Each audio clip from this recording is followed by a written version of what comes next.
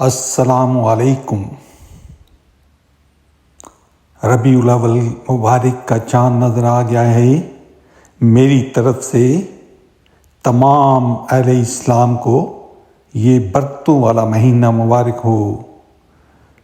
آج ہم اس بابرکت مہینے کی فضیلت پر بات کریں گے۔ حضور اکرم حضرت محمد صلی اللہ علیہ وآلہ وسلم نے فرمایا، میں پیدا ہوا اللہ کے نور سے اور ساری مخلوق کو میرے نور سے پیدا کیا۔ اسلامی سال کا یہ تیسرا مہینہ ربیع الاول مبارک ہے۔ اس کی وجہ تسمیہ یہ ہے کہ جب ابتدا میں اس کا نام رکھا گیا تو اس وقت موسم ربیع یعنی فصل بہار کا آغاز تھا۔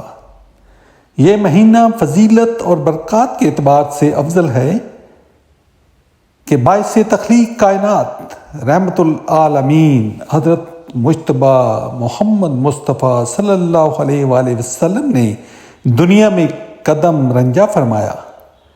12 ربیع الاول شریف بروز پیر مکہ کے محلہ بنی ہاشم میں آپ کی ولادت صبح صادق کے وقت ہوئی۔ 12 ربیع الاول ہی میں آپ ہجرت فرما کر مدینہ منورہ تشریف لائے۔ اسی ماہ کی 10 تاریخ کو حضرت محمد صلی اللہ علیہ وآلہ وسلم نے ام المومنین سیدہ حضرت خدیجہ الکبریٰ رضی اللہ تعالی عنہا سے نکاح فرمایا تھا۔ علماء کرام کے مطابق یہ ولادت کا وقت لیلۃ القدر سے بھی افضل ہے، کیونکہ لیلۃ القدر میں فرشتے نازل ہوتے ہیں اور ولادت پاک کے وقت خود رحمت العالمین تشریف لائے۔ لیلۃ القدر میں صرف امت مسلمہ پر فضل و کرم ہوتا ہے اور شب عید میلاد النبی میں اللہ کی تمام مخلوقات پر اپنا فضل و کرم ہوتا ہے۔ 12 ربیع الاول یعنی ولادت پاک کے دن خوشی و مسرت کا اظہار کرنا، مساکین کو کھانا کھلانا، میلاد شریف کا جلوس نکالنا اور جلسے منعقد کرنا اور کثرت سے درود شریف پڑھنا بڑا ثواب ہے۔ اللہ تعالیٰ تمام سال امن و امان عطا فرمائے گا اور اس کے تمام جائز مقاصد پورے فرمائے گا۔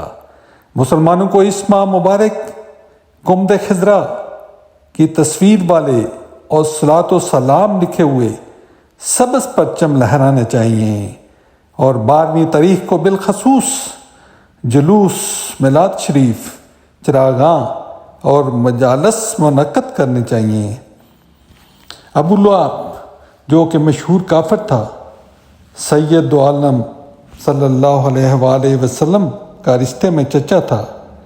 جب آپ کی ولادت ہوئی تو ابو لہب کی لونڈی صوبیہ نے آپ کی ولادت کی خوشخبری اپنے مالک ابو لہب کو سنائی، تو ابو لہب نے ولادت کی خوشی میں اپنی لونڈی کو آزاد کر دیا۔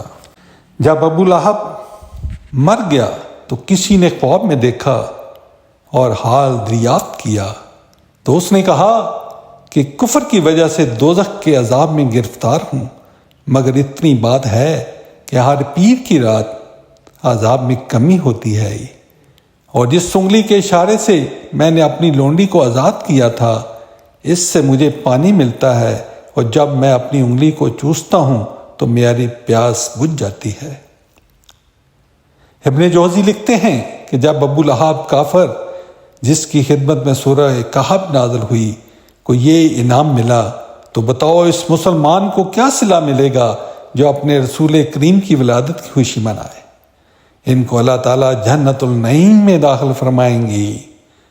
میلاد پاک کرنا اور اس میں محبت کرنا ایمان کی علامت ہے، اور میلاد پاک کا ثبوت قرآن مجید، احادیث اور اقوال بزرگان دین سے ملتا ہے۔ میلاد شریف میں ہزاروں برکتیں ہیں اور اس کو بدعت کہنا دین سے لا علمی پر مبنی ہے۔ محفل میلاد کی حقیقت صرف یہ ہے کہ مسلمان ایک جگہ جمع ہوں، سب محبت رسول سے سرشار ہوں اور درود پاک پڑھیں۔ اگر توفیق ہو تو فقراء اور مساکین کو کھانا کھلائیں اور یہ کھانا اپنے احباب میں بھی تقسیم کریں اور اپنی تمام حاجتوں کو پورا ہونے کی دعا کریں۔ اللہ ہم سب کو سچے دل سے عاشق رسول بنائے، آمین۔